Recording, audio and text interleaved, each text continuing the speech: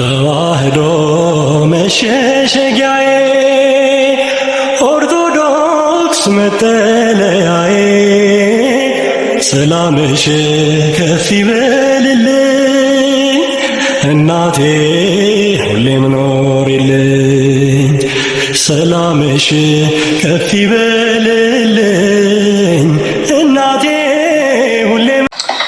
እሺ እናመሰግናለሁ ለተሰጠኝ እድል።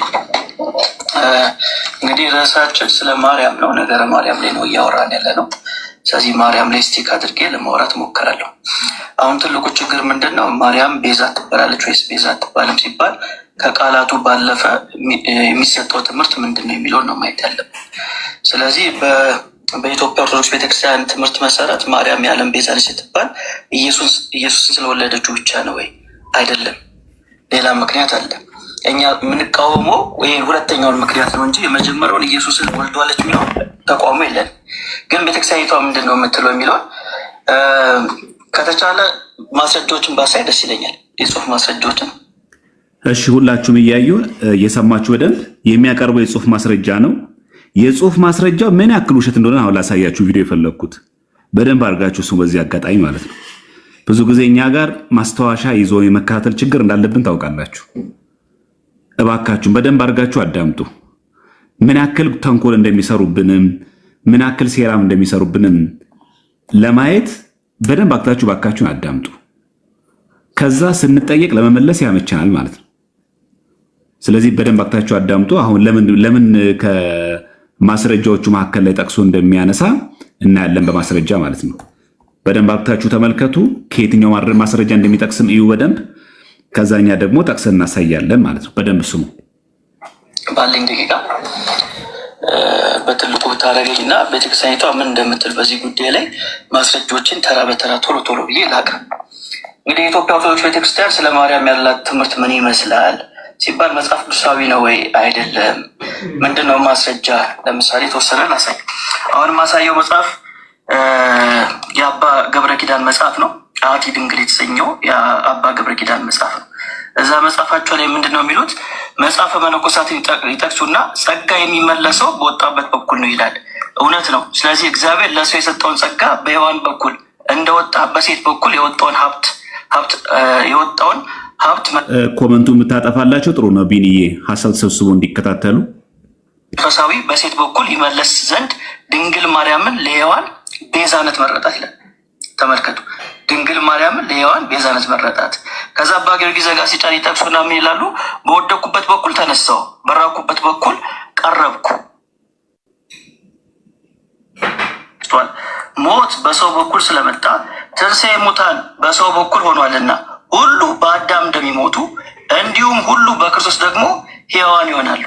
ስለዚህ የሐዋርያቶቹ ትምህርት ንጽጽሩ በሁለቱ አዳም መካከል ነው፣ በፊተኛው አዳም እና ኋለኛ አዳም በተባለው በኢየሱስ። አንድም ቦታ እንግዲህ ከቅድም ጀምሮ የነበራችሁ ሰዎች ስንጠይቅ የነበረው ይሄ ነው።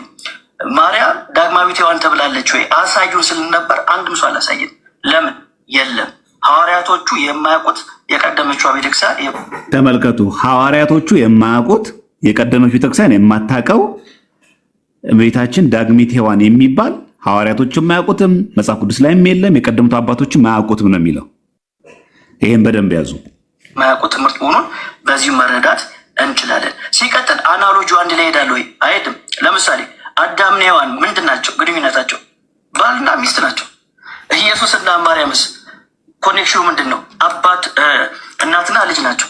አያችሁ፣ አናሎጂው ራሱ አብሮ አይሄድም። አናሎጂው አብሮ አይሄድም። አዳምና ሔዋን ባልና ሚስት፣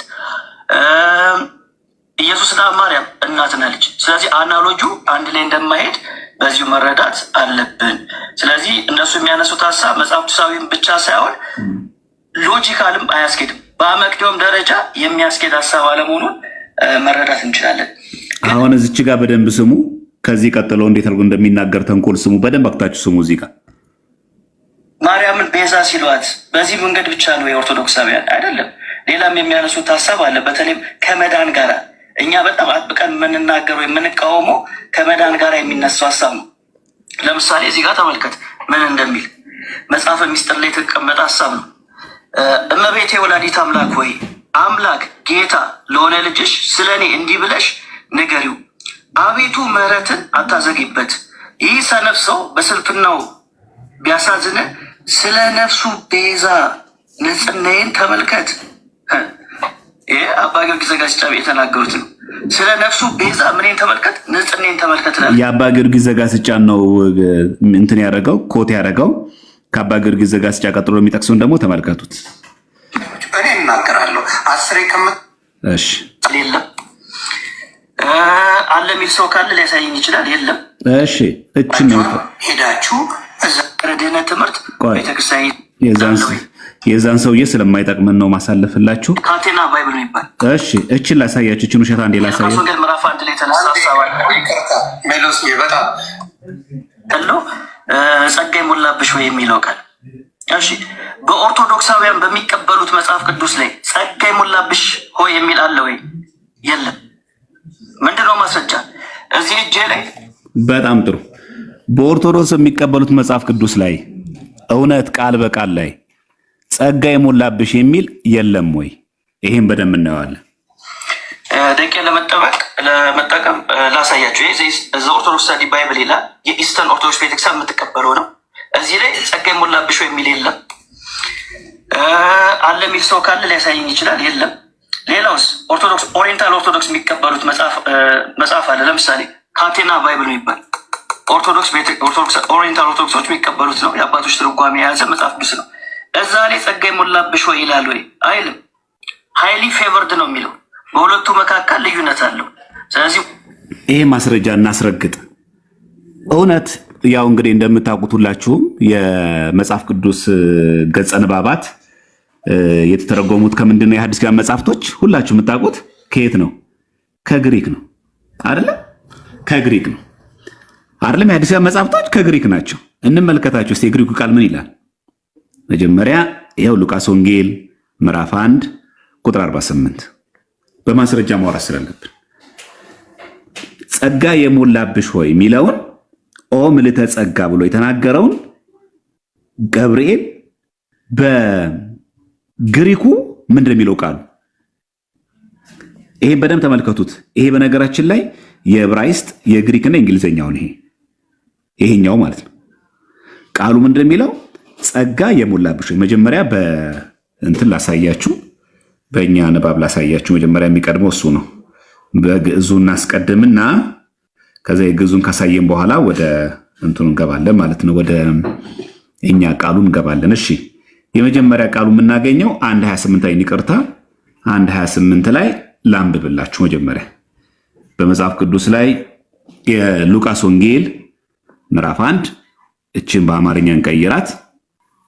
ሉቃስ ወንጌል ምዕራፍ 1 ቁጥር 28 ምን እንደሚለው? መልአኩ ወደ እርሷ ገብቶ ደስ ይበልሽ፣ ምን የሞላብሽ? ጸጋ የሞላብሽ። በግዕዙ ምን እንደሚለው? ኦ ምልዕተ ጸጋ አለ የሚለው ቃሉ የሚለው ኦ ምልዕተ ጸጋ፣ ምን የሞላብሽ ማለት ነው? ጸጋ የሞላብሽ። ግዕዙ የሚለው እንደዛ ኦ ምልዕተ ጸጋ።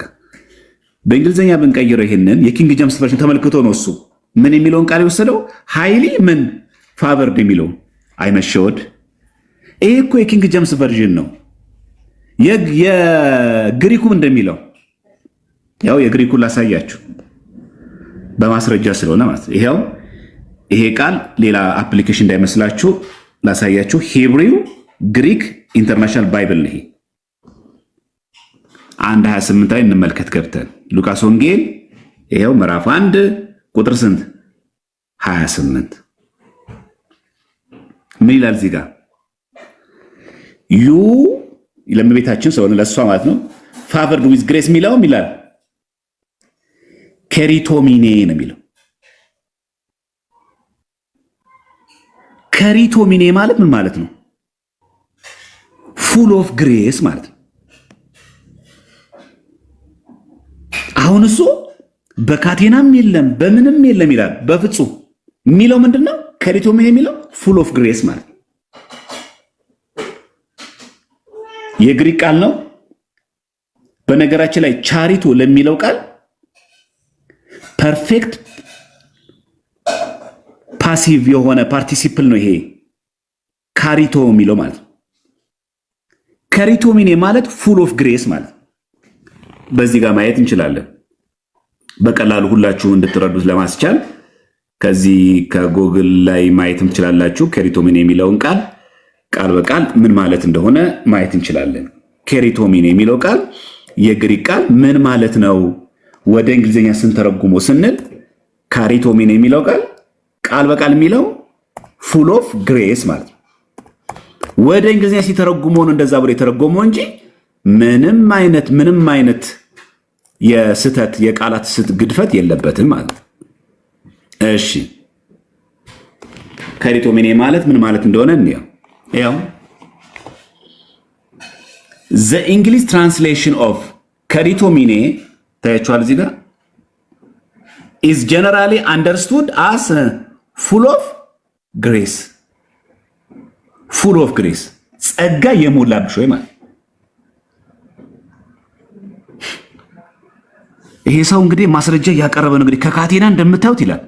የግሪኩ ቃል የሚለው ካሪቶሚኔ ነው። ካሪቶሚኔ ማለት ቃሉ ራሱ የሚናገረው ጸጋ ሊሞላብሽ ሳይሆን የሞላብሽ። ሊሞላብሽ ከሆነ ቻሪቶ ነው የሚሆን። የሞላብሽ ከሆነ ምን ይባላል ደግሞ? ካሪቶሚኔ ይባላል። አንድ ይሄ ነው። ሁለተኛ ጀሮም የተረጎመው የላቲን አለ አይደል? የላቲን አለ ያው የቡልጌት ማለት የተረጎመው የጀሮምን ይሄንን የሉቃስ ወንጌልን 1:28 ብሎ የተረጎመው ፉል ኦፍ ግሬስ ነው የተረጎመው። ፉል ኦፍ ግሬስ ነው የተረጎመው ማን? ጀሮም። ምን ሲተረጉም? የሉቃስ ወንጌልን ሲተረጉም 1:18 ላይ። ይሄንን ከፈለጋችሁ ቪዲዮን ሰራበትና እንለቀዋለን። ባጭሩ የግሪኩ ቃል ካሪቶሚኔ የሚለው ቃል ፉል ኦፍ ግሬስ ማለት ነው። ጸጋ ምን ያለብሽ? የሞላብሽ። ሶስተኛ ማስረጃ የጥንቱ ክላሲካል ከኮይኒክ ግሪክ የተተረጎመው የሶሪያ መጽሐፍ ቅዱስ ራሱ ቢተረጉመው ምን ብሎ ነው? ፉል ኦፍ ግሬስ ብሎ ነው። ለጽሁፍ እንዲያመቻችሁ ተመልከቱ። እዚህ ጋር በጽሁፍ ላሳያችሁ። ኦ ምልዕተ ጸጋ የሚለው ይታያችኋል እዚህ ጋር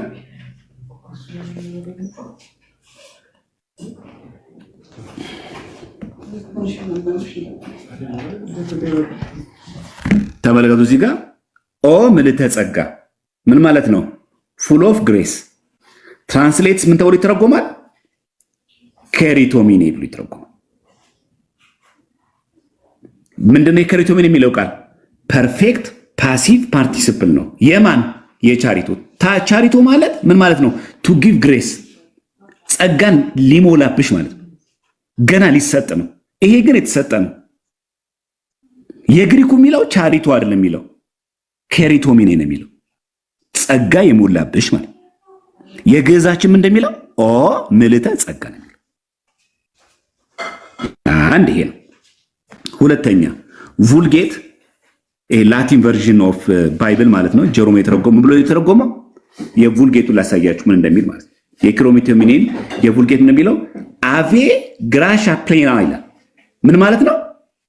ሄሊ ፉል ኦፍ ግሬስ ማለት የቡልጌት።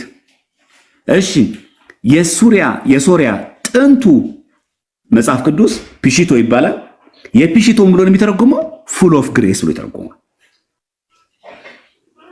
ስለዚህ እመቤታችን ቅድስት ድንግል ማርያም ጸጋ የሞላብሽ የሚለው ቃሉ የሚናገረው ቻሪቶ ብሎ ሳይሆን ፉል ኦፍ ግሬስ የሆነውን ቃል ነው የሚናገረው ማለት ነው። እንዳው እንትኑ ከፈለጋችሁ ለመተርጎም ወደ ቃላት ግራሺያ ፕሌኔ እቹትና ጀሮም ነች የተረጎማት። ሚኒንጓን ስንቀይራት እንዲህ ትላለች። የጀሮምን ትርጓሜ ላሳያችሁ። እሺ ይኸው አቬ ግራሻ ፕሌኔ ይላል። ይሄ ማለት ትራንስሌት ምን ተብሎ የሚተረጎመው ሆይ ማለት ነው። ሄል ማለት ፉል ኦፍ ግሬስ ጸጋ የሞላብሽ ሆይ ነው የሚለው። ስለዚህ ይሄ ሰው በካቴናም የለም በእንትንም የለም ጸጋ የሞላብሽ የሚያሳየን ሰው ካለ ይሄ እኮ በጣም ቀላል ነገር ነው ክርስቲያኖች። ይሄ እኮ አወዛጋቢ አይደለም። ይሄ አሁን ዕብራይስጥ አለው የሚገርማችሁ ከላይ ግሪክ አለው። ምንድነው የሚለው እዚህ ጋር ዩ ፋቨር ዊዝ ግሬስ የሚለው ቃል ምንድነው የሚለው? ከሪቶሚና አይልም እዚህ ጋር ከላይ።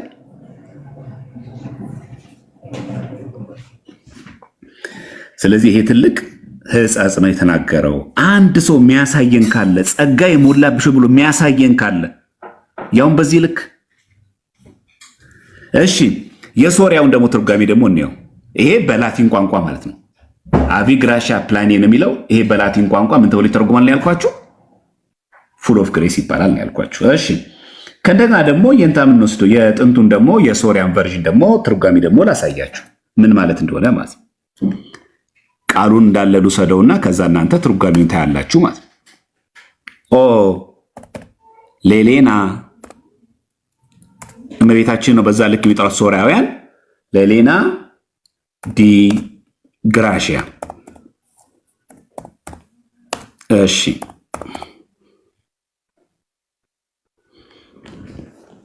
ተመልከቱ። ይኸው ምን ማለት ነው ይላል? ፉል ኦፍ ግሬስ ምን ማለት ነው? ጸጋ የሞላብሽ። አይ ይሄን እኮ ራስን የጻፍከው ከራሱ እንመልከተው እስቲ። ከራሱ ከመጽሐፍ ቅዱሱ ብናየው ይሻላል ከተባለ ከመጽሐፍ ቅዱሱ ላሳያችሁ። ይሄኛው የሶሪያ መጽሐፍ ቅዱስ ነው ፒሺታ የሚባለው። ይሄንን ብትመለከቱት እዚህ ጋር መጽሐፍ ቅዱስን ከፍቶ ያሳየናል። ይቅርታ እንዴ አፕ ስለሆነ የወረደችው ትንሽ ልታስቸግር ትችላለች።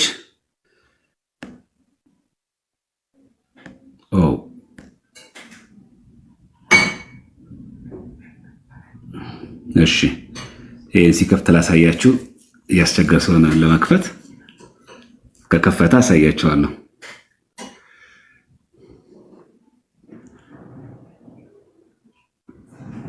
እሺ ይሄው አዲስ ኪዳን ነው። ይሄ ብሉይ ኪዳን ነው። የሚታይ ከሆነ ጨለም አለባችሁ መሰለኝ። ይሄ ብሉይ ኪዳን ነው። ይሄ አዲስ ኪዳን ነው። ሉቃስ ወንጌል አይደለም የሚለው ሉቃስ ይሄው 1:28 አይደለ? እንመልከት። ይሄው 1:28 ምዕራፍ 1 ቁጥር 28። እሺ ይሄውና 1:28 ይሄው እዚህ ጋር አለላችሁ ሚላል እዚህ ጋር ኦ ሊና አለ የሚለው ሌና ዲ ግራሺያ ይላል። ይሄው ኦ ሊና ዲ ግራሺያ ላይ ያልኩት ቃል በቃል ምን ማለት ነው? ፉል ኦፍ ግሬስ ጸጋ የሞላብሽ። ስለዚህ ያ ሰው ዋሽቶ በፍጹም እንደዛ አይልም። ቃሉ የማይገኝ ቃል ነው፣ በየትኛው መጽሐፍ የለም የሚለው ቃል ፍጹም ውሸት መሆኑን በዚህ እንረዳለን ማለት ነው። እሺ እንቀጥል። ሰውየውን ነው እስቲ ምናልባት ምን እንደሚናገር ለመ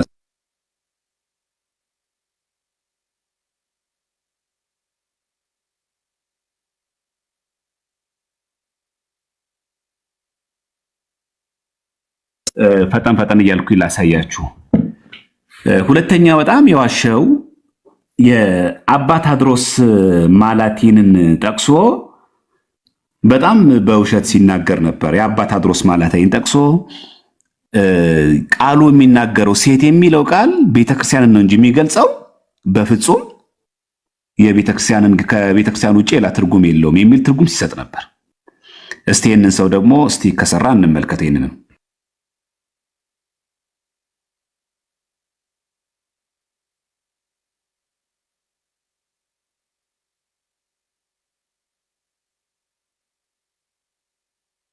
እሺ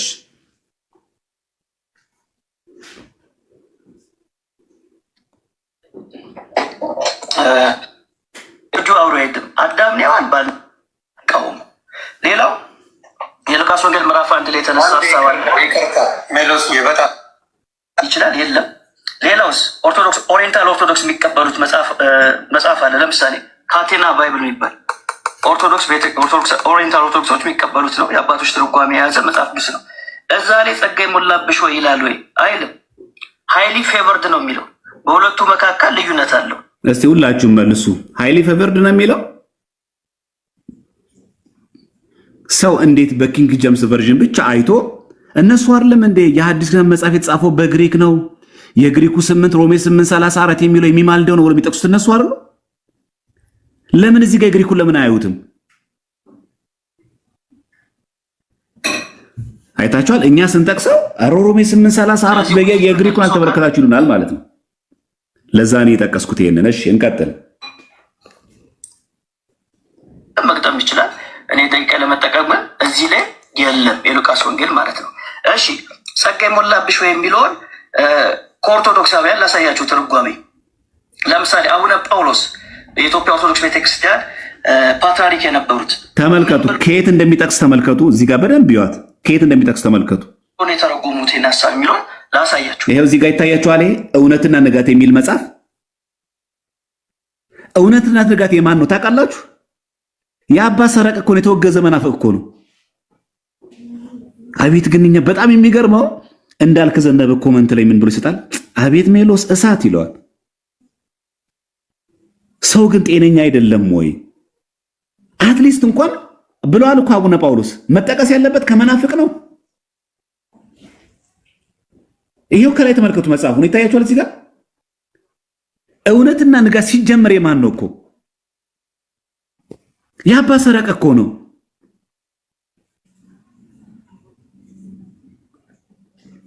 እና አባ ሰረቀ ሲጀመር የሃይማኖት ሕጸጽ ያለባቸው ናቸው። 222 ገጽ ያለው መጽሐፍ እውነትና ንጋት ከሚለው መጽሐፍ አሁን ይሄን መጽሐፍ የኛን አርጎ ነው የሚጠቅሰው። ተመልከቱ ይሄን ሰውዬ ይሄ መጽሐፍ ሕጸጽ አለበት።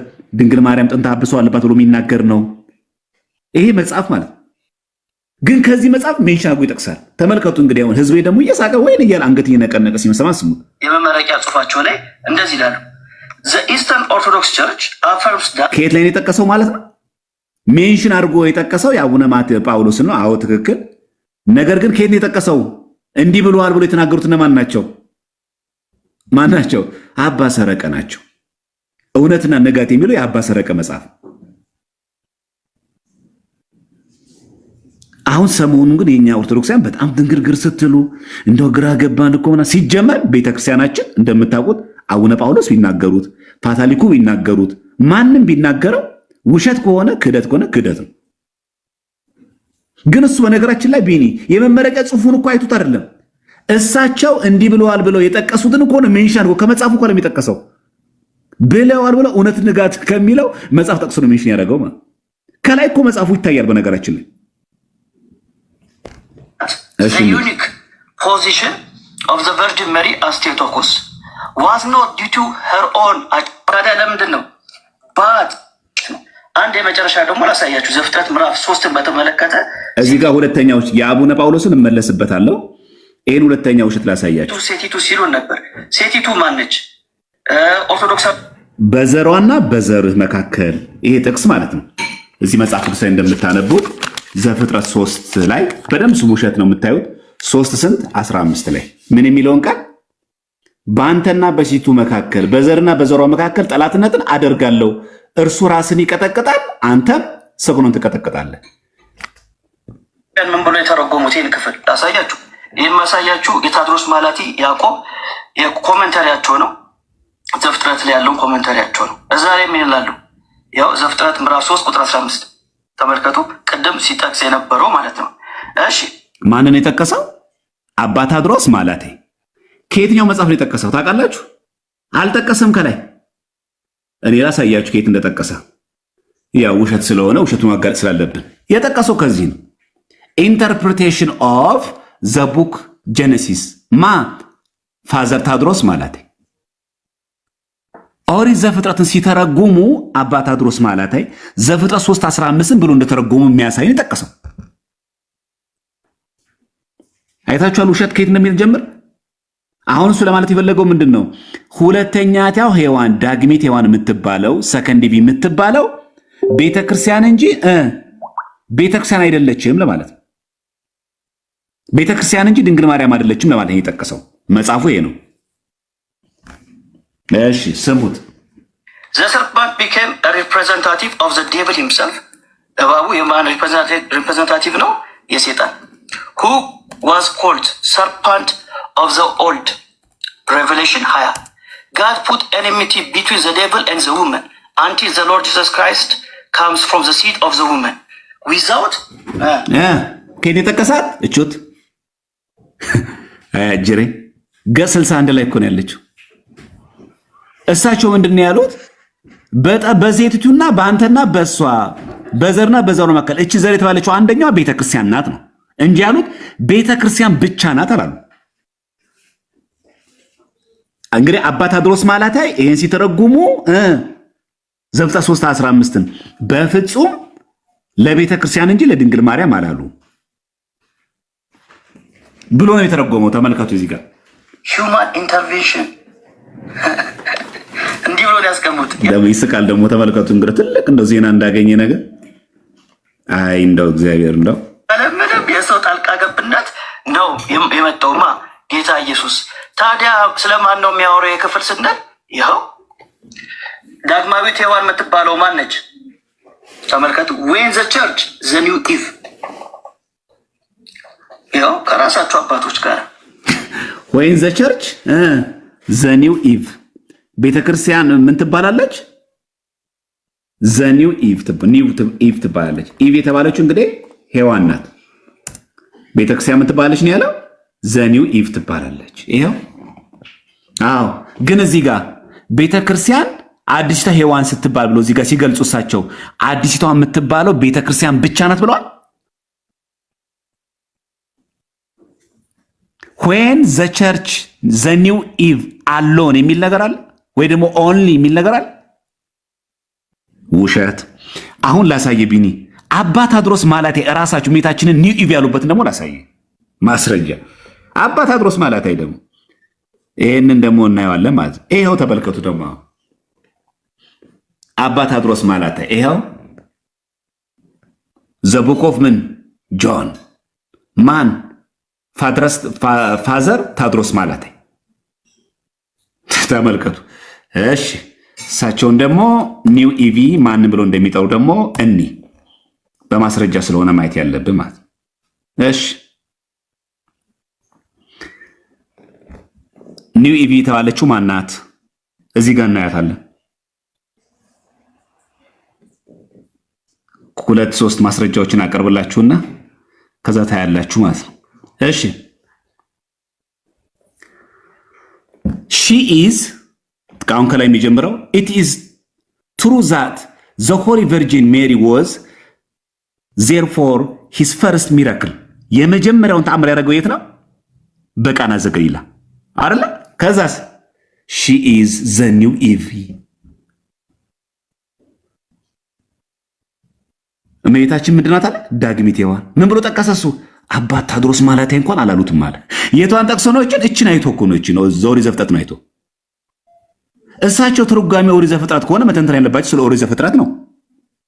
ስለዚህ ኦሪት ዘፍጥረት ሲተረጉሙ እችኛዋ በዘርና በዛው የተባለችው አንዷ ቤተክርስቲያን ናት አሉ እንጂ ቤተክርስቲያን ብቻ ተብሎ ነው የሚተረጉሙ አላሉ።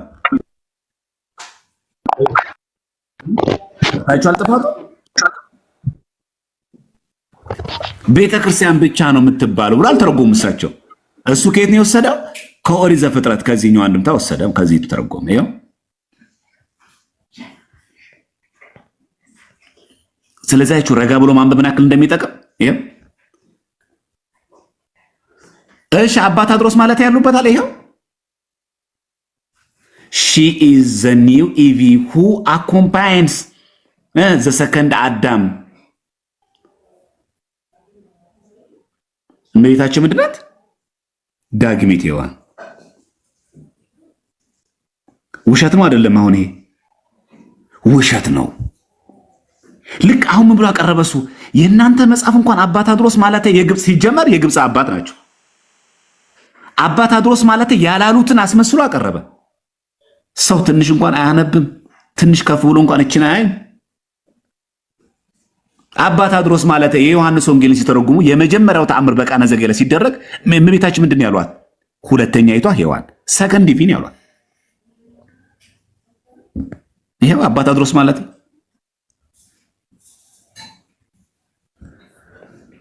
እሺ ውሸት ከሆነ መለሰክታችሁ ውሸቱን እንድትታዩ ስለፈለኩ ነው። እሺ Jesus Christ comes from the seed of the woman without ሂውማን ኢንተርቬንሽን እንዲህ ብሎ ያስቀምጡት። አሁን ተመልከቱ እንግዲህ ያለምንም ሰው ጣልቃ ገብነት ነው መጥቶ ያዳነን እና እኛ የድንግል ማርያም አብራ ተሰቅላ ሞታ የእሷ ተጨምሮበት ነው ያዳነው ነው ብለን ምናምነው እኛ ሲጀመር ምንም የሰው ጣልቃ ገብነት ነው የመጣውማ ጌታ እኛ የክርስቶስ ማዳን ስለሚያንስ ሙሉ ስላልሆነ ሎቱ ስብሐት ለእሱ ክብር ይግባውና የድንግል ማርያም ምልጃ ቃል ኪዳን ተጨምሮበት ነው ድነታቸው የተፈጸመው ብለን ምናምነው እኛ ሲጀመር። ይሄማ የካቶሊክ ትምህርት እኮ ነው፣ ኮሪዲመር እኮ ነው። ታዲያ ስለማን ነው የሚያወራው የክፍል ስንል ያው ዳግማዊት ሔዋን የምትባለው ማን ነች? ተመልከቱ። ዌን ዘ ቸርች ዘ ኒው ኢቭ ያው ከራሳቸው አባቶች ጋር። ስለዚህ የዚህ ሰው መልስ ምንድን ነው ማለት ነው? ውሸት የማይጠግብ ሰው ማለት ነው። ይኸው አየን ማለት ነው። አዎ ቤተ ክርስቲያን ምን ብለዋታል?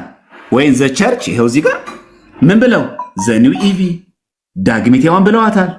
አዎ ግን ቤተ ክርስቲያን ዳግሚት ሔዋን ብለው ሲተረጉሙ ግን ድንግል ማርያም አትባልም ብለዋል አላሉም። ይሄው በዚሁ መጽሐፋቸው የዮሐንስ ወንጌልን ሲተረጉሙ ምን አሉ? ሺ ኢዝ ዘ ኒው ኢቭ።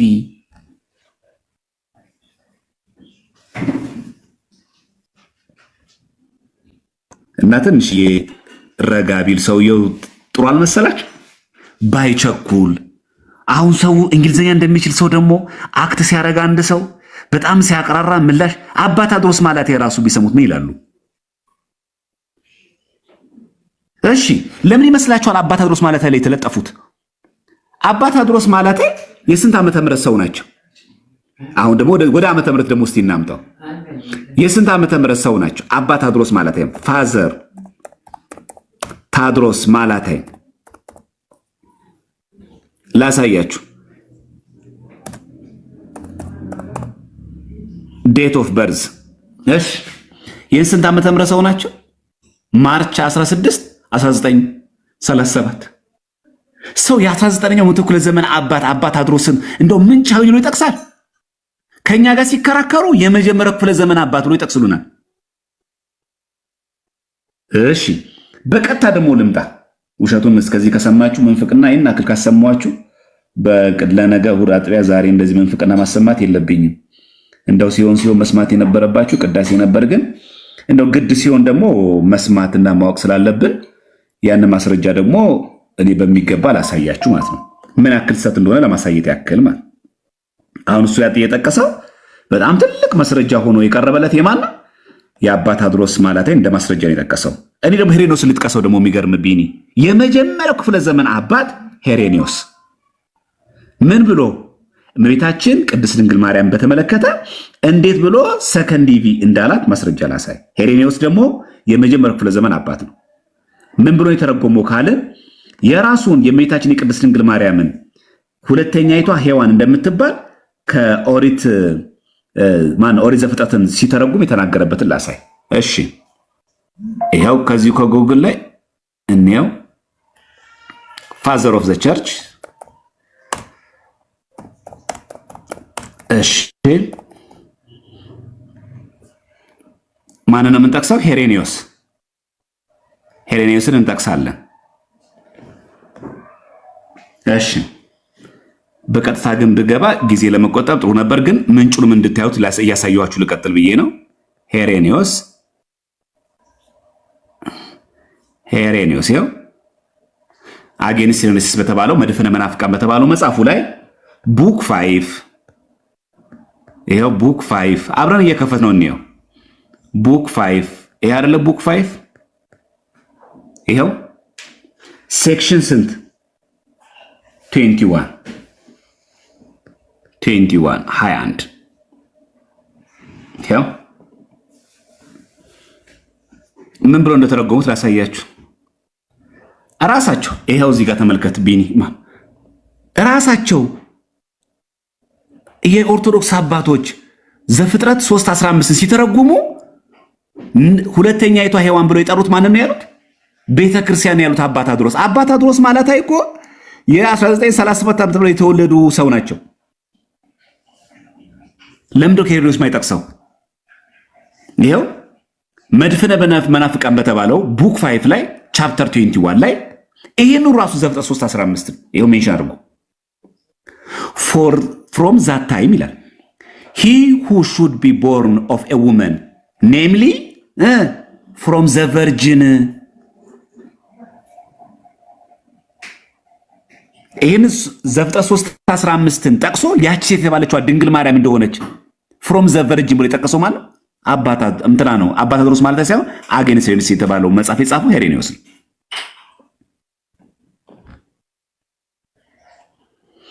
ታዲያ ለማስረጃ የመጀመሪያው ክፍለ ዘመን አባት ነው የሚጠቀሰው ወይስ የአሁኑ ዘመን ነው መጠቀሽ? ሁለተኛ አባታ ድሮስ ማለት ሲጀመር ከመነሻው ራሳቸው ድንግል ማርያም ሁለተኛ ይታ ሔዋን ኒው ኢቪ ሰከንድ ኢቪ አትባልም ብለዋል። አይታል ቢኒ የጠቀሰው ከኦሪት ዘፍጥረት ትርጓሜያቸው ራቅ ብሎ እንኳን የሐዲስ ኪዳን እንኳን ከዮሐንስ ወንጌል አልጠቀሰም። እሺ ወደዛ ምን ሄድ የቀደምት አባቶቻችን ዘፍጥረት 3:15 ምን የሚለውን ጥቅስ እንዳትረሱ። ዘፍጥረት 3:15 የሚለውን ምን የሚለውን ነው? በአንተና በሴቲቱ መካከል በዘርና በዘሯ መካከል ጠላትነትን አድርጋለሁ፣ እርሱም ራሱን ይቀጠቅጣል፣ አንተም ሰኮነውን ትቀጠቅጣለህ ብሎ የተረጎመ አባቴ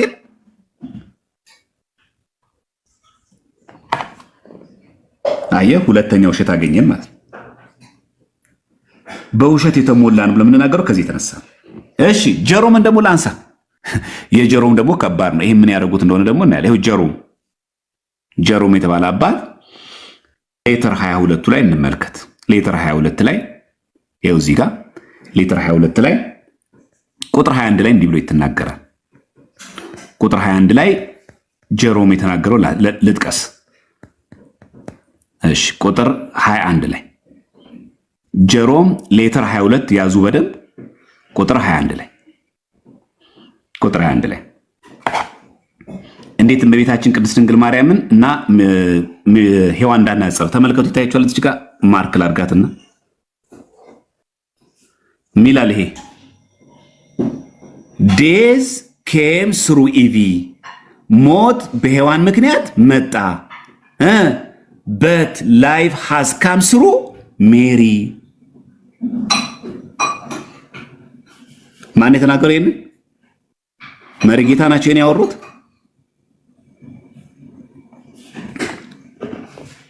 ሞት በሔዋን ምክንያት መጣ ሕይወት በድንግል ማርያም ሆነ። ይኸው ጀሮም ሌተር 22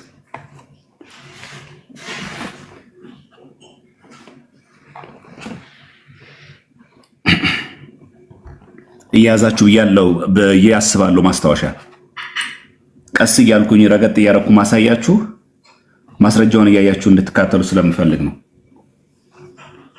ዘመኑ ያው የመረጃ ስለሆነ እያንዳንዱ ነገር ሌተር 22 ነው። የማን ነው? የጀሮም ነው። የጀሮም ሌተር 22። ስለዚህ እመቤታችን ቅድስት ድንግል ማርያምን ምን አሏት ማለት ነው? ሁለተኛይቷ ሔዋን ብለዋታል ማለት ነው። ስለዚህ አባ ቴዎድሮስ ማለት ያልጠቀሷትም በደንብ ጠቅሰዋታል። በደንብ ነው የጠቀሳት ማለት። እሺ ሄሬኔዎስ እመቤታችን ቅድስት ድንግል ምን ብለዋታል?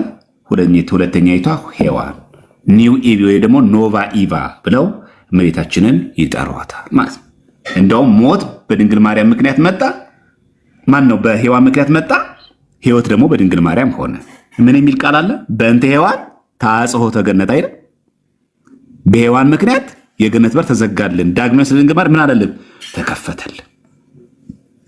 እንደው ቢኒ ከሰሞኑ ውሸት እንደው ትንሽ ላጋልጥ ብዬ ነው ወደዚህ ቪዲዮ ያሳየሁትና እንደው ያለ ማስረጃ የምናወራ መስሏቸው አንዳንዶቹ ግራ እንዳይገባቸው ለማሳየት ያክል ነው ወደዛ የገባሁት እንጂ ይሄን ያህል በጣም በነገራችን ላይ እነሱ ጉዳይ በጣም አሳስቦ ምናምን ነገር አይደለም። እኛ ጨንቆንም አይደለም። ግን አንዳንድ የዋህ ምዕመናን ግራ ስለምትጋቡ ምናምን እንደው ምን ጉድ መጣ ምናምን የሚመልስ ጠፋ ምናምን በላችሁ ደግሞ በእንግሊዝኛው ደግሞ ሲያሳይ ምናምን ነው ጥሩ የንጽጽር ሰው መስሎ እንዳይታያችሁ እንዳትሸወዱ በደንብ እንድታነቡ ስለፈለግኩ ነው እንደዚህ ያቀረብኩት እንጂ ወደዛ በጣም ጠቃሚ ሆኖ አይደለም። ይህን አንድ መሰረታዊ ጉዳይ ነው። ብዙ ጊዜ ያው እንግዲህ ሰሞኑን የዋሉበት ምክንያት ያው ቤዛዊተ ዓለም ብዙ ስለተመለሰ እዛ ገባ ላብራራው ጥሩ ነው። ብዙ ጊዜ ተመልሷል። ቤዛዊተ ዓለም ቤዛ የሚለው ቃል ለምን እንደሚቀጸል ለምን እንደሚነገር አለ። የዮሐንስ አፈወርቅ ላሳያችሁ ካላደከምኳችሁ። የዮሐንስ አፈወርቅ ተመልከቱ። ዮሐንስ አፈወርቅ እንደሚል a woman expelled us from paradise ሴቷ ከገነት አስወጣችን through a woman we find eternal life በሴት ምክንያት ደግሞ የዘላለም ሕይወትን አገኘን። ይሄን የተናገረው ማን ነው? ዮሐንስ አፈወርቅ። መቼ? መዝሙረ ዳዊት መዝሙር 45 ቁጥር 4 ሲተረጉም በሴት ምክንያት ከገነት ወጣን ነው የሚለው። በሴት ምክንያት ደግሞ የዘላለም ሕይወትን አገኘን። ዮሐንስ አፈወርቅ ምንድነው?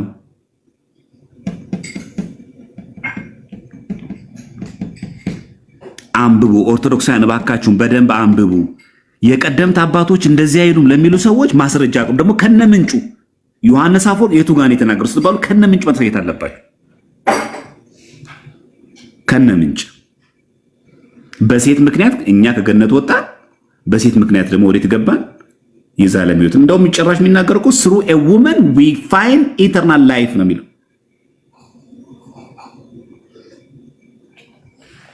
እና በቤታችን ቅዱስ ዮሐንስ አፈወርቅ እንኳን ራሱ የተናገረላት እና አባ ታድሮስ ማለት እንደዚህ ይናገራሉ ብሎ የአባ ታድሮስን ስም ማጥፋት በእውነት ዕውቀት የጎደለው ንግግር ነው፣ ያስተዛዝባልም። እንዲህ ብሎ የተረጎመ አባት የለም ብለው ሄሬኔዎስን ቁጭ አድርጋ አባ ታድሮስ ላይ የሮጥከው እውነትን ፍለጋ ሳይሆን ክህደት ነበረ። ስለዚህ ይሄው እመቤታችን ቅድስት ድንግል ማርያም ትባላለች። ሁለተኛ ይተው ምን ላይ ነው የተናገሩት? የዮሐንስ ወንጌልን ሲተረጉሙ እንዳትረሱ። ይሄንን የዮሐንስ ወንጌል ሲተረጎም እዚህ ጋር አለላችኋል። ያው በቃ ለምታነቡ ሰዎች ይሄንን እዚህ ጋር ማግኘት ትችላላችሁ ማለት ነው። እሺ ወደ ተወሰነ ገድላ ድርሳናትን እንይና ሰዓታችን ነገም ቅዳሴ ስለሆነ ሌላ ጊዜ ደግሞ ሰፋ አድርገን ከአስፈላጊ ከሆነ ቪዲዮ እንሰራበታለን። እዚህ ላይ ቪዲዮ ሰርተን እንለቅበታለን እዚህ ላይ ማለት ነው።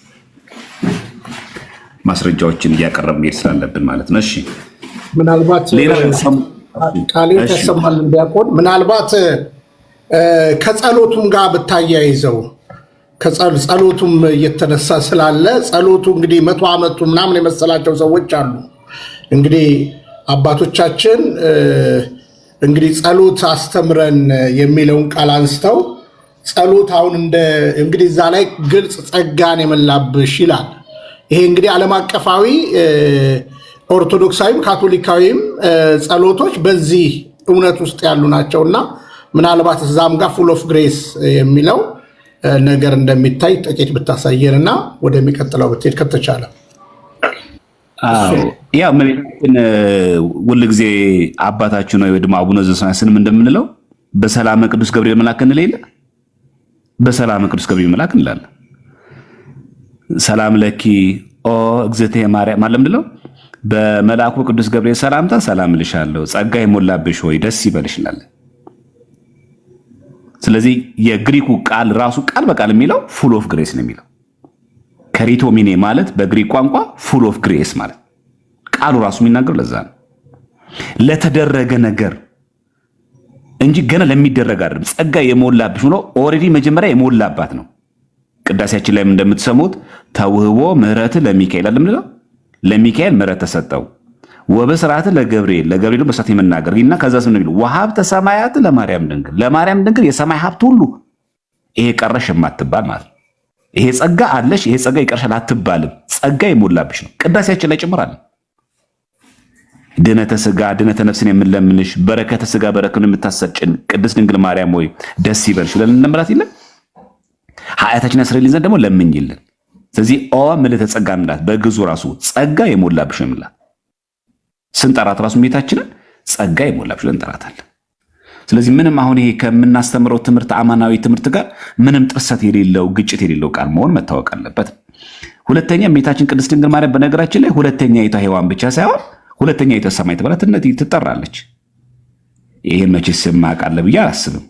ብዙዎቻችሁ የምታውቁት ይመስለኛል። የግብፅ ኦርቶዶክስ ቤተክርስቲያንም ቻናል ብትመለከቷቸው የቀደምት አባቶች በተለይ ያዕቆብ ዘስሩግ ሰከንድ ሄቨን የሚል መጽሐፍ አለው። ሰማይ ዳግሚት ማለት ነው። ራሱን ችሎ ያዕቆብ ዘስሩግ የጻፈው መጽሐፍ አለ፣ ዳግሚት ሰማይ የሚል ማለት። ስለዚህ እመቤታችን ቅድስት ድንግል ማርያም ሆይ ጸጋ የሞላብሽ የሚለው ቃል ምስጋናዋ ሁለተኛ ሔዋን ብቻ ሳይሆን ዳግሚት ሰማይ ተብላ ትጠራለች። ትዝ ይላችኋል ውዳሴ ማርያም የረቡዕ ላይ ሰማይ ዳግም ይዲ በምድር ከምድር በላይ ያለች ሁለተኛይቱ ሰማይ ብለን እንጠራታለን እመቤታችን። ይሄኛው ሰማይ እንደምታውቁት ፀሐይ ነው። ይሄ ተፈጥሮ ፀሐይ ነው፣ ጨለማ የሚያሸንፈው ነው። እመቤታችን ቅድስት ድንግል ማርያም ግን የጸነሰችው የወለደችው አካላዊ ቃል ግን የጽድቃችን ፀሐይ ነው፣ ጨለማ የማያሸንፈው ነው፣ የጽድቃችን ፀሐይ ነው። ለዛም ነው ወረቡ የግንቦት አንድ ዚቅ ወረቡ እንደሚለው ኢያቄም ወሐና ወለዱ ሰማይ አይደለም የሚለው ወሰማዩ ምኒ አስረቀ ፀሐይ የሆነችው ደግሞ እመቤታችን ድንግል ማርያም ደግሞ ፀሐይ ጽድቅ የሆነ ክርስቶስን ደግሞ አስገኘች። ስለዚህ እመቤታችን በምስራቅ ትመስልና ክርስቶስን ደግሞ ፀሐይ፣ እመቤታችን ሰማይ ሆና ክርስቶስ ደግሞ ፀሐይ ይባላል። እውነተኛ የጽድቃችን ፀሐይ ስለሆነ ማለት ነው። ከዚህ ቃል በቃል ይሄን ማየት ይችላል። ስለዚህ ኦ ምልዕተ ጸጋ የሚለው ቃል ጸጋ የሞላብሽ ነው የሚለው። እሱ የት ጋር ነው የሄደው? እቺን የኪንግ ጀምስ ቨርዥን አያትና በቃ ሄዶ ልጥጥ ብሎ ገባበት። ግን እንደው ረጋ ብሎ ሰው ይሄ እንደውችን ቢያል በቃ ኬሪቶ ምንም ማየት እነሱ አይደለ የግሪኩን ተመልከተው ሮሜ 8:34 የግሪኩን ተመልከተው ዕብራውያን 7:25 ያሉን የነበሩት ምን ነው? እዚህ ጋር ታዲያ ሉቃስ ወንጌል ላይ የግሪኩን ቢመለከቱት ልክ አሁን ለምንድነው የተፈለገው? አንድም ቦታ የለም። እንትኑን ተመልከቱት ምናምን ከካቴና በፊት አለ አይደል እንዴ? መጀመሪያ ስርወ ቃሉ ራሱ ምንድነው የሚለው? ቻሪቶ ነው የሚለው ወይስ ደግሞ ከሪቶ ምን ነው የሚለው? መጀመሪያ ስርወ ቃሉ ራሱ ጸሎታችን ጭምር ነው። ሁልጊዜ አባታችን ስንል በአማርኛ ምንድን ነው? ጸጋ ይሞላብሽ ወይ ደስ ይበልሽ እግዚአብሔር ካንቺ ጋር ነው የምንለው። ልክ በግዙ ኦ ምልዕተ ጸጋ እግዚአብሔር ምስሌኪ ይላል። ይሄ ጭምር አብሮ እንዳለ መታወቅ አለበት።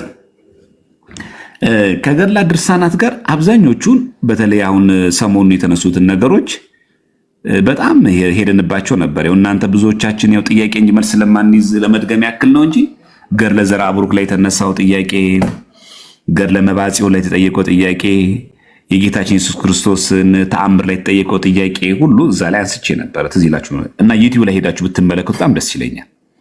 ግን እችን እንያት ድንገት ከተነሳ አይቀር እችኛዋን ነጥብ እንያት። ድንገት ጠቃሚ ከሆነ እችኛዋ ናት። 23ኛው ምዕራፍ ላይ ይሄ ገድለ ዘርዓ ቡሩክ ላይ ያለው አለ። አንድ አምላክ በሚሆን በአብ በወልድ በመንፈስ ቅዱስ ስም አምነን ጥቅምት በገባ በሰባተኛው ቀን ብፁዕ አባታችን በዚህ በዘርዓ ቡሩክ በስላሴ ስም የተሰራች ቤተክርስቲያን ሲያጥን፣ በማን ስም የተሰራች ቤተክርስቲያን ናት?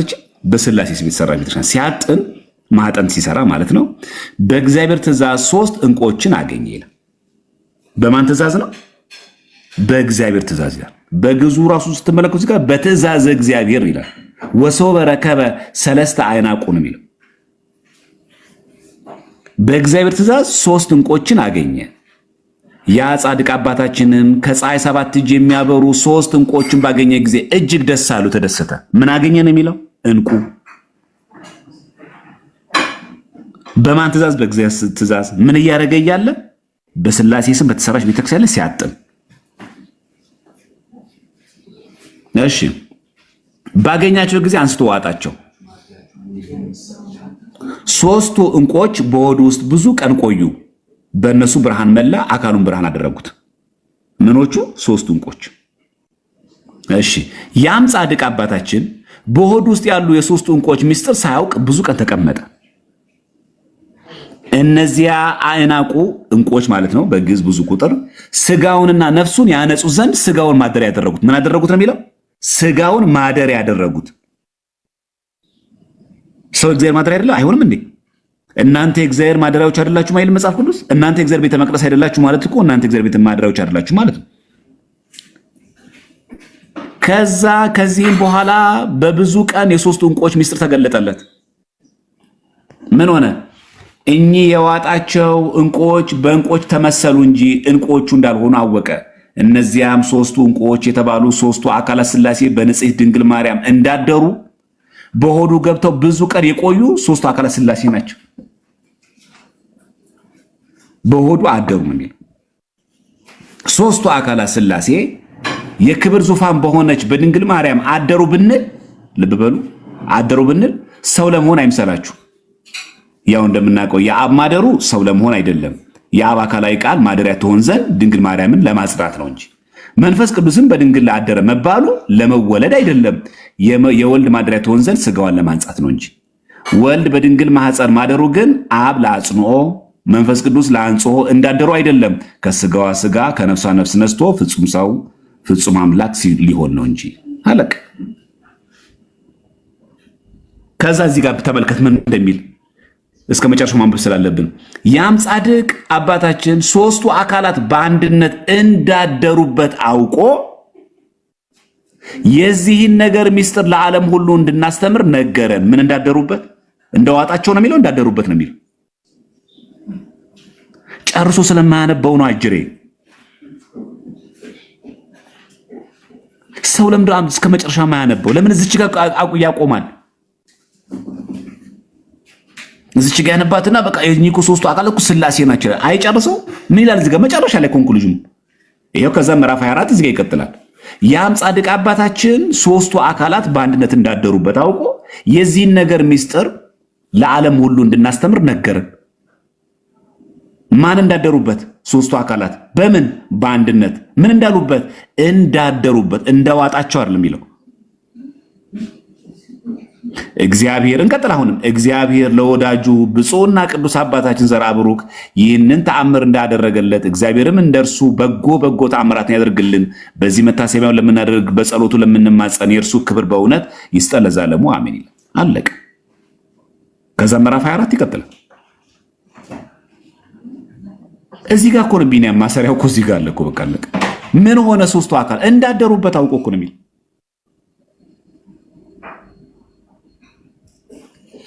እና ትንሽ ብታነቡ እኛ ኦርቶዶክሳውያን ራሱ ብታነቡ ጥሩ ነው። ያው ለምን መሰላችሁ እዚህ ነገር ላይ የሚወሸቁት እንደምታውቁት በመጽሐፍ ቅዱስ መከራከር አይችሉም ማለት ነው። ያለው አማራጭ ምንድነው? በግላት በድርሳናት ውስጥ ገብቶ እንደው እንከን መስሎ የሚታያቸውን ነገር እያቀረቡ ኦርቶዶክሳውያንን ማደናገርና በዛ ጽድቅ ከተገኘ በዛ የሚገኝ እንደው ፕሮቴስታንት ካለ ለማጽናት ተመልከቱ። የኦርቶዶክስ ጉድ እያለ ይወጣል ማለት እንዴ! ይህንን ጥቅስ ይህንን ተአምር የማያውቁ ናቸው አይደለ እንዴ? በእነሱ ዘንድ አካላትን ባህሪ ለአካላት የሚከፋፍሉት የሥላሴ ባህሪ 3 ነው እያሉ አይደል?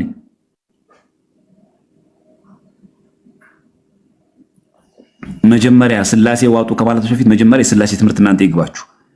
የሥላሴ ሚስጥር ትርጓሜ ሳይዋጥላችሁ ሥላሴን ዋጡ ብላችሁ ዘርአ ብሩክን ትከሳላችሁ።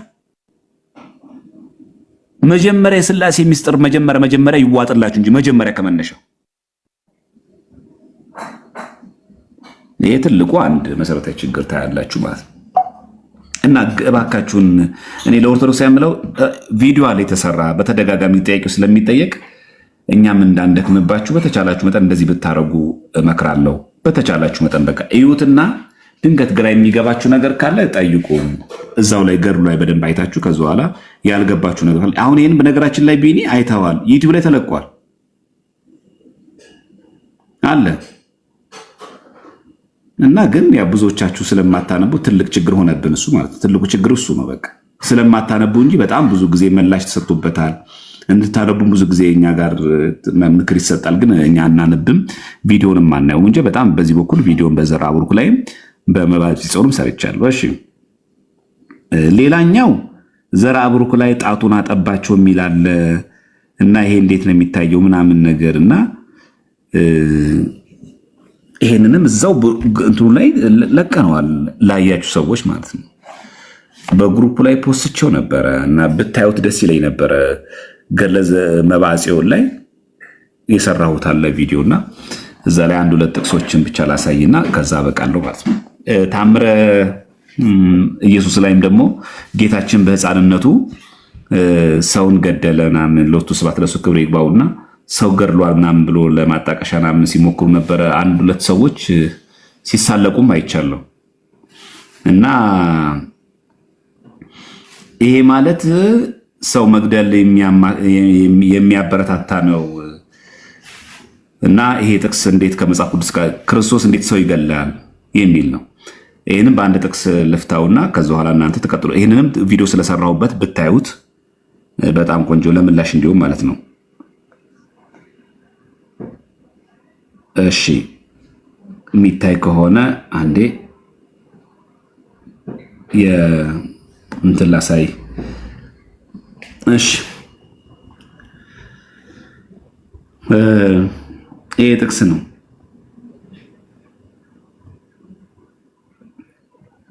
እርሱም ጌታ ሆይ የሉቃስ ወንጌል 19:25 ላይ ነውና እነርሱም ጌታ ሆይ 10 ምናን አለው አሉት። እላችኋለሁ ላለው ሁሉ ይሰጠዋል፣ ከሌለው ግን ያው ያለውስ እንኳን ይወሰድበታል። ነገር ግን እነዚያ በላያቸው ልነግስ ያልወደዱትን ጠላቶቼ ወደዚህ አምጧቸው፣ በፊቴም እረዷቸው ይላል። ክርስቶስ ገዳይ ነው። ለሱ ክብር ምስጋና ይግባውና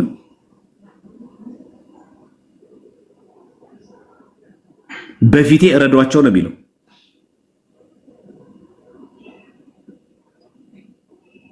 ይሄ አሁን ተአምር ኢየሱስ ላይ ቢገኝ ኖሮስ መቼስ 10 ምናን ላለው ይሰጠዋል ሲል ስለ ገንዘብ እያወራን አለ ማለት እንዴት ቢዝነስ ይሰራል፣ ቢዝነስ ይሰራ እንዴት ነው የሚተረፈው እያለ ስለ ቢዝነስ አለም እያወራን ያለው። እላችኋለሁ ላለው ሁሉ ይሰጠዋል። ይሄን እያለ ያለው ማን ነው? እላችኋለሁ እያለ ያለው ማን ነው? ምንም ጥያቄ የለው። እላችኋለሁ እያለ ያለው ማን ነው? እዚህ ከላይ ራሱ እነርሱም ጌታ ሆይ አሉት። 10 ምናን አለው አሉት። እርሱም እላችኋለሁ አለ። እላችኋለሁ ያለው ጌታ ሆይ የተባለው አይደል? ላለው ሁሉ ይሰጠዋል፣ ለሌለው ግን ያ ያለውስ እንኳን ይወሰድበታል። ይሄን እያለ ያለው ማን ነው? ጌታ ነው። ነገር ግን እነዛ በላያቸው ልነግስ ያልወደዱትን በላያቸው ሊነግስ የወደደው ማን ነው? ንጉሳችን ማን ነው? ኢየሱስ ክርስቶስ ነው። ያልወደዱትን ምን አድርጓቸው? ጠላቶች ምን አድርጓቸው? ወደዚህ አምጧቸው፣ በፊቴም እረዷቸው ነው የሚል።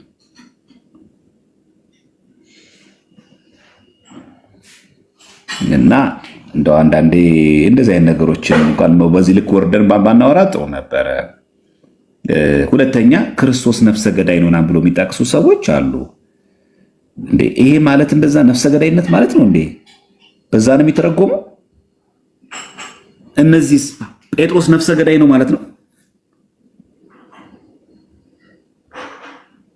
ጴጥሮስም ሐናንያ ሆይ መንፈስ ቅዱስን ታታላለህ፣ ከመሬቱ ሽያጭ ታስቀር ዘንድ ሰይጣን በልብ ስለምን ሞላ? ሐናንያም ይህንን ቃል ሰምቶ ወደቀ፣ ሞተም፣ በሰሙትም ሁሉም ላይ ታላቅ ፍርሃት ሆነ ይላል። ጴጥሮስ ነፍሰ ገዳይ ነው? ሚስቱም መጣች፣ ከዛስ ምን ሆነች? ያን ጊዜም በእግሩ አጠገብ ወደቀች፣ ሞተችም ይላል። ጥፋቱ ምንድን ነው? መሬት የተሸጠበትን ዋጋ ከፊሉ ማስቀረታቸው። ምን አደረገ? ይህንን ባልንም ሚስትን ለሞት ዳረገ። ጴጥሮስ ነፍሰ ገዳይ ነው?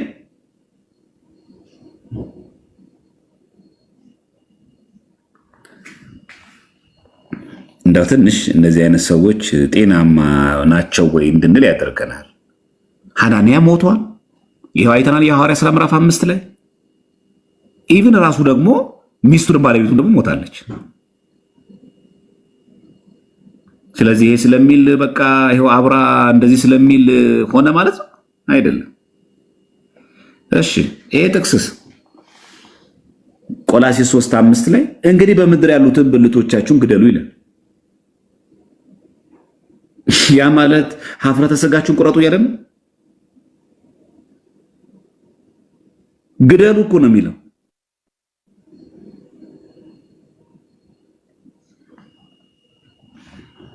ስለዚህ እነዛ የተጠራጠሩ ሰዎችን ተአምረ ኢየሱስ ላይ እንደምናነበው እነዛ የሚጠራጠሩትን ሰዎች ሕፃናት ከእርሱ ጋር እሱ በፀሐይ ጨረር ሲራመድ ጌታችን አምላክ ነውና እንራመዳለን ሲሉ ሞቱ። ሲሞት ወላጆቻቸው መጡ። ልጆቻችን ገደልክብን አሉት። ልጁን ከሙታን አስነሳውና ጌታችን ምን አለው? የገደልኩ እኔ ነህን አለው። አይደለህም፣ አንተ የሕያው እግዚአብሔር ልጅ ነው ብሎ መሰከረ።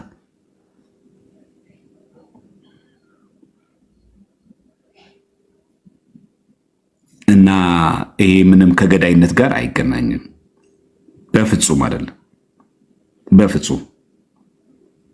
እንደውም እኮ ቢኒ ለማውራት ከተፈለገ እኮ ህፃናትን ገደለ ከተባለ እኮ በክርስቶስ ምክንያት ከ2 ዓመት በታች ህፃናትን ሲያስገድል ሄሮድስ ትዝ ይላል።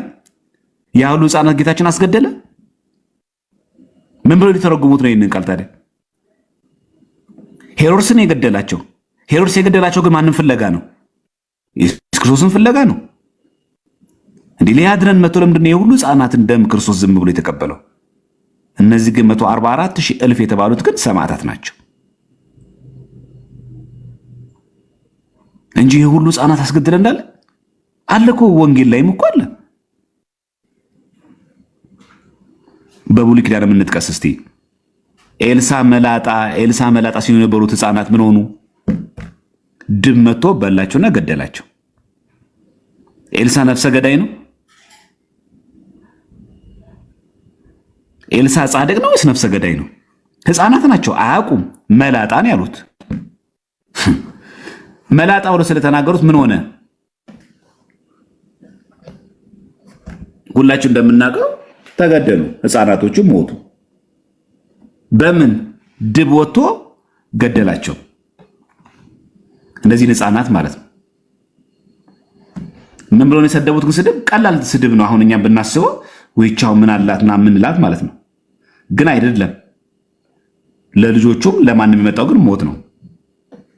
አንተ ራስህ በረሃ ውጣ ምናምን ያሉት ማለት ነው። እስቲ እናንብባት። ቃሏ እንደዚህ ነው የምትለው። ከዚያም ወደ ቤተል ወጣ። በመንገድም ሲወጣ ብላቴኖች ከከተማይቱ ወጥተው አንተ መላጣ ውጣ ብለው አፌዙበት። ማላይ ኤልሳ ላይ ዞር ብሎ አያቸው፣ በእግዚአብሔር ስም ረገማቸው። ከድሩም 2 ድቦች ወጥተው ከብላቴኖቹ 42ቱን ሰባበሯቸው።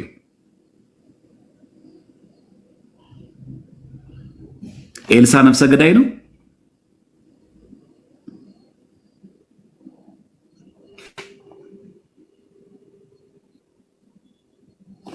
እና እሺ አንድ ልጨምር የመጨረሻ ኤልያስ በብሉይ ኪዳን የበዓልን ጣዖት አምላኪዎች ምንድን ያደረጋቸው?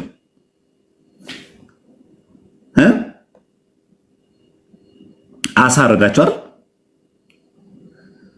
ማስረጃ ላቀው። እሺ አንደኛ ነገሥት 16:40 ኤልያስም ከበዓል ነቢያት አንድ ሰው እንዳያመልጥ ያዙ አላቸው። ያዟቸው። ኤልያስም ወደ ቂሶን ወንዝ ወስዶ በዚያ አሳረዳቸው። ኤልያስ ነፍሰ ገዳይ ነው? የት ነው ያለው ኤልያስ ዛሬ? በመቃብር እኮ አይደለም ያለው፣ በብሔረ ሕያዋን ያለው። እቻ አሁን ቢኒያም አስባታል። ገድል ላይ ብትጻፍ ኖሮ ገድል ላይ ቢጻፍ እንዲህ ተብሎ ተክለ ሃይማኖትም ጣዖት አምላኪዎችን በሙሉ አንድ ሰው እንዳያመልጥ ያዙ አሏቸው። ከዛም ያዘዟቸው እነዛን አቡነ ተክለ ሃይማኖት ወደ ወንዝ ወስደው በዚያ አሳርዷቸው ቢባል ኖሮ ግን መጽሐፍ ቅዱስ ነው አሳርዳቸው እኮ ነው የሚለው። ነገር ገደላቸውም እንኳን አሳርዳቸው ነው የሚለው። ኤልያስ የት ነው ያለው? በአውሎ ነፋስ ተወስዶ በብሔረ ሕያዋን ነው ያለው። ከጻድቃን ጎን ነው ያለው። ዋጣው እንግዲህ ውረዳት ተለውን እንግዲህ እና እንደዚህ አይነት ጉዳዮችን እንደው መናፍቃን ባታነዝ ያስተዛዝባል። በእውነት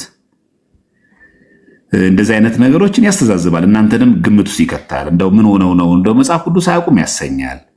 መርጋት ያስፈልጋል። አንድ ቅዱስ የሆነ ነፍሰ ገደል ባዩ ቁጥር ይሄ እኮ ሞት ነው ምናምን ብሎ ወደ ትችት ከመሄድ በፊት መጀመሪያ እንደው ብትረጋጉ መልካም ነው። ችግር የለውም። አሁን እናንተ ያው እንደው ከተገኘ ኦርቶዶክስ የምትጠቃበት መንገድ ከተገኘ ትንሽ የእንትናም ጉዳይ ስላለች የደምረው የእሱ መምጣትም ትንሽ ስለሚያናድ እንደው ድንገት በዚህ ለማካካስ ፈልጋችሁ ከሆነ እንደው በዚህ አሯሩጦ የሆነች ነገር እንደው ክሬዲት ለመውሰድ ከሆነ እንደዚህ አይደረግም።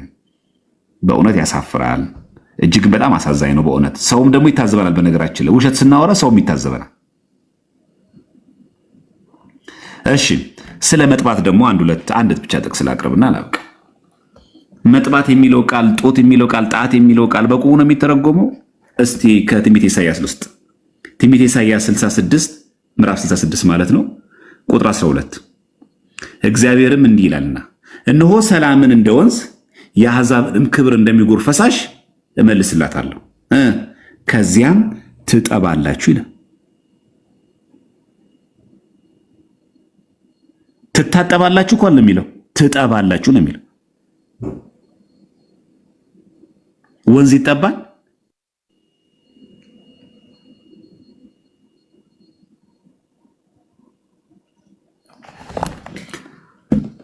በጫንቃ ላይ ሸከሟቸዋል፣ በጉልበትም ላይ እንዲያስቀምጡ ያቀመጥሏቸው ይላል።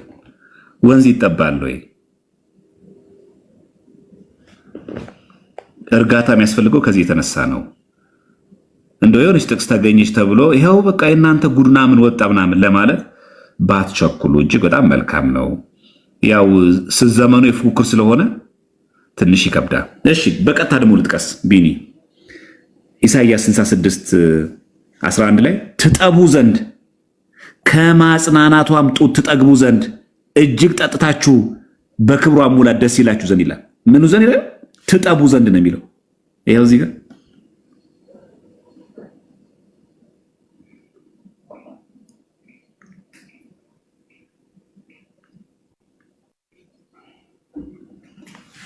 ስለዚህ ሜታፎሪክ ነው። እጁን ጠባው ምናምን ሲባል ልክ እጁን አንስቶ እንደዚህ ጠባ ማለት አይደለም። ቃላቶችን በጣም ጥንቃቄ አድርጎ ማስገንዘብ ያስፈልጋል። ቃሉ ስለተጻፈ እዚህ ጋር ትጠባላችሁ ስለሚለው ትጠባላችሁ ማለት ነው አይደል? እንደዚህኛ አንተረጉምኝ እንደዚህ ታባዜም የለብንም እኛ። ግን ምንድን ነው ወዲያው ቃሉ ምን ለማለት ፈልጎ ነው ምንድነው? እሺ ኢሳይያስ 60 ደግሞ ለጨምራን ሶስተኛ ኢሳይያስ ምዕራፍ 60 ቁጥር 16 የአሕዛብን ወተት ትጠጫለሽ። አሁን እዚህ ጋር ተመልከትሽ። የአሕዛብ ወተት ትጠጫለሽ ማለት ያው አሕዛብ ላም ይኖራቸዋል። የላሞች ወተት ልትጥሉች አላችሁ። እዚህ ጋር ያለውስ ምን ትላላችሁ? የነገስታትንም ጡት ትጠቢያለሽ ይላል። ቢኒ የንግስታት እኮ አይልም እኮ የነገስታት ነው የሚለው። ንግስታት ቢኖረው ሴቶች ይሆናል። ምን ግን ማን የሚለው? የነገስታትን ጡት ትጠቢያለሽ ነው የሚለው። እግዚአብሔር ምን እያለ ነው?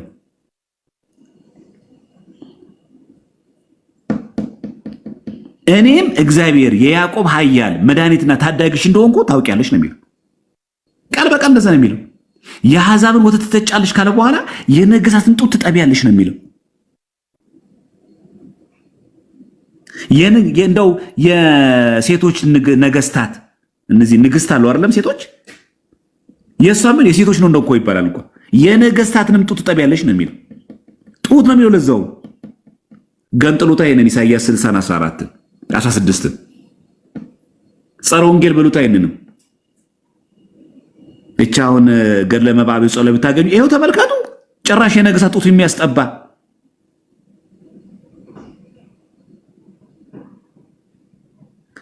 እግዚአብሔር ይስጥልን፣ እግዚአብሔር አክብርልን።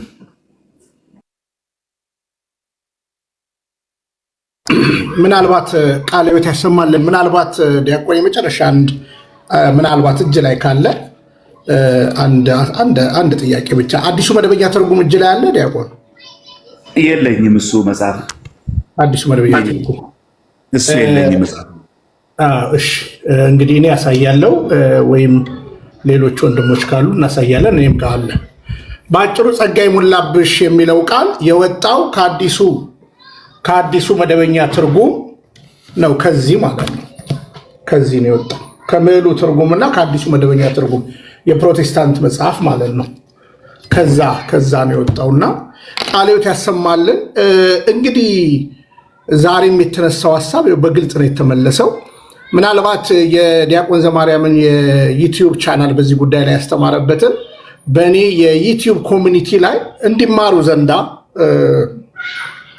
መቼም ሁላችንም ጨዋ ሆነን ደግሞ እንዲህ እየተማርን ደግሞ ትምህርት መገቤት አለብንና እንድታደርሱላቸው።